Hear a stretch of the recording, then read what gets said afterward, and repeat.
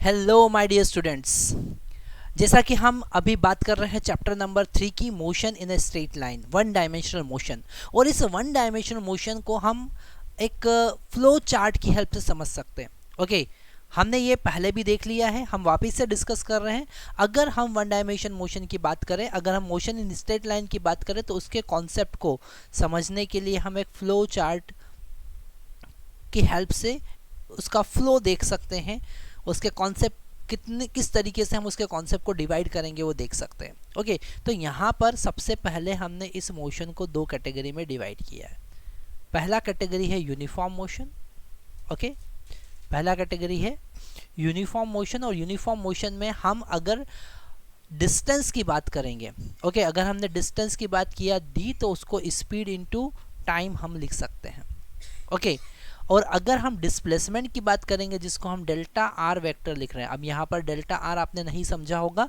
Delta R is the change in position and this vector is the representation of this vector. displacement is a vector quantity, so you can write this velocity vector into time t. Okay, और magnitude wise देखेंगे तो delta r equal to v into t हो जाएगा। Okay, one dimension motion, uniform motion में हमारे पास में जिस direction में वेलोसिटी होती है उसी डायरेक्शन में डिस्प्लेसमेंट। पर अगर हम नॉन यूनिफॉर्म मोशन की बात करें, अगर हम नॉन यूनिफॉर्म मोशन की बात करें, तो नॉन यूनिफॉर्म मोशन में हम फिर दो कैटेगरी में समझेंगे कॉन्सेप्ट को। एक होगा यूनिफॉर्म एक्सेलरेशन, एक होगा uniform acceleration. Okay, uniform acceleration. अब यहाँ पर ध्यान से समझना है कि नॉन यूनिफॉर्म मोशन का मतलब है एक्सेलरेटेड। एक्सेलरेटेड मोशन मतलब कि जब वेलोसिटी चेंज हो रही है तो हम उसे कहेंगे नॉन यूनिफॉर्म मोशन। और इसमें हम यूनिफॉर्म एक्सेलरेशन और नॉन यूनिफॉर्म एक्सेलरेशन की बात कर रहे हैं। किसकी बात करेंगे? यूनिफॉर्म मोशन और नॉन यूनिफॉर्म, यूनिफॉर्म एक्सेलरेशन और नॉन यूनिफॉर्म एक्सेलरेशन। ओके, अगर हम यूनिफॉर्म एक्सेलरेशन की बात करते हैं तो हमारे पास तीन इक्वेशन आता है, v is equal to u plus a t, है ना। सेकेंड इक्वेशन आपको पता है, s is equal to u t plus half a t square. और थर्ड इक्वेशन क्या आएगा? वो आएगा v square is equal to u square plus 2as। ये तीन इक्वेशन हम पहले ही पढ़ चुके हैं। और इसमें हमने स्पेशल केस देखा था मोशन अंडर ग्रेविटी का। कौन सा केस देखा था? Motion under gravity. Motion under gravity. और इस मोशन अंडर ग्रेविटी में हमने एक्सेलरेशन a को माइनस जी से रिप्लेस किया था। Okay, this minus g, this g is acceleration due to gravity. You know very well the value of this g is approximate 10 meter per second square और 9.8 meter per second square। Okay, तो ये जो concept है, ये concept है uniform acceleration के। हम बात करेंगे अब नॉन यूनिफॉर्म एक्सेलरेशन। ओके, जब एक्सेलरेशन यूनिफॉर्म नहीं हो तो क्या करना पड़ेगा, और वहाँ पर हमको इंटीग्रेशन और डिफरेंशिएशन के कॉन्सेप्ट यूज़ करना पड़ेंगे। ओके, तो उसी से रिलेटेड हमारे पास में अब ये नया टॉपिक स्टार्ट हो रहा है, नॉन यूनिफॉर्म मोशन। और इस नॉन यूनिफॉर्म मोशन में हम बात करेंगे non uniform accelerated motion. Non uniform accelerated motion जिसमें एक्सेलरेशन यूनिफॉर्म नहीं होगा। अगर एक्सेलरेशन यूनिफॉर्म है तो आपके पास में तीन इक्वेशन गिवन है, ये तीन इक्वेशन यूज कर लो। ओके, पर अगर एक्सेलरेशन नॉन यूनिफॉर्म है तो हम उस पूरे कॉन्सेप्ट को इंटीग्रेशन और डिफरेंशिएशन के कॉन्सेप्ट से समझेंगे। ओके, हम इन तीनों इक्वेशन को डिराइव भी कर चुके हैं यूजिंग कैलकुलस, तो वहाँ से भी आपको बहुत कुछ कॉन्सेप्ट समझ में आए होंगे कि इंटीग्रेशन डिफरेंशिएशन कैसे यूज़ करते हैं। वापस से हम एक बार देखते हैं सारे कॉन्सेप्ट को, जिसमें हम बात करेंगे नॉन यूनिफॉर्म एक्सेलरेटेड मोशन की। तो अगर हम नॉन यूनिफॉर्म मोशन की बात करें, जिसमें हम बात कर रहे हैं नॉन यूनिफॉर्म एक्सेलरेशन, किसकी बात कर रहे हैं? Non uniform acceleration. ओके, तो सबसे फर्स्ट कॉन्सेप्ट आता है हमारे पास वेलोसिटी का, और वेलोसिटी हमको मिलती है differentiation of displacement. Okay, with respect to time.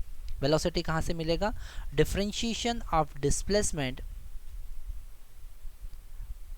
Differentiation of displacement with respect to time. Okay, displacement with respect to time. Time के रिस्पेक्ट में अगर आपने डिफरेंशियल डिस्प्लेसमेंट को डिफरेंशिएट किया है, जैसा कि हमने यहाँ पर फर्स्ट टर्म लिखा है, तो आपको वेलोसिटी मिलेगी। ओके, जैसे हमारे पास डिस्प्लेसमेंट है T square plus 2t। Okay, और आपको वेलोसिटी फाइंड करना है, तो आप क्या करेंगे, इसको डिफरेंशिएट करेंगे। तो टी स्क्वायर का डिफरेंशिएशन 2t और प्लस 2 और t का डिफरेंशिएशन 1, तो हमारे पास में आया 2t प्लस 2। ओके, ऐसे हम क्या कर सकते हैं, डिफरेंशिएट कर सकते हैं और हमको मिलेगा velocity v is equal to 2t plus 2। It is the instantaneous velocity.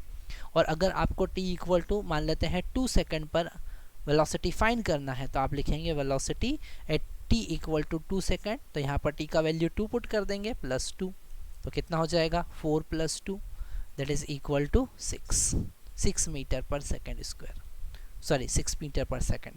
तो ऐसे आप क्या कर सकते हैं, हम डिफरेंशिएट करके वेलोसिटी फाइंड कर सकते हैं। सेकेंड कॉन्सेप्ट हम यहाँ पर देखेंगे, इसे हम रब कर देते हैं, आप लिख लीजिए। ये सेकेंड कॉन्सेप्ट हम यहाँ पर देखेंगे, जब हम वेलोसिटी को डिफरेंशिएट करते हैं तो हमको एक्सेलरेशन मिलता है।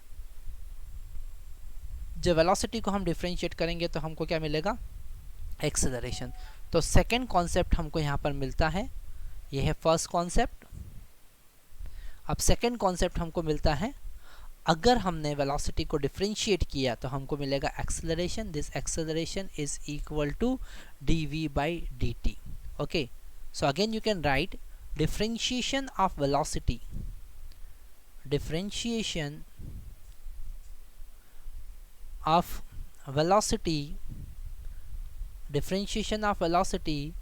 with respect to time. Differentiation of velocity with respect to time is equal to acceleration, अगर आपको velocity as a function of time given है and you want to find acceleration, what you have to do, you can easily differentiate the velocity with respect to time. जैसे कि अगर हम example की बात करें, this velocity is equal to t cube minus t square is given as. Okay, now find acceleration आपको find करना है. So what you can do, this acceleration is equal to dv by dt, that is d by dt, and what is v, this t cube minus t square.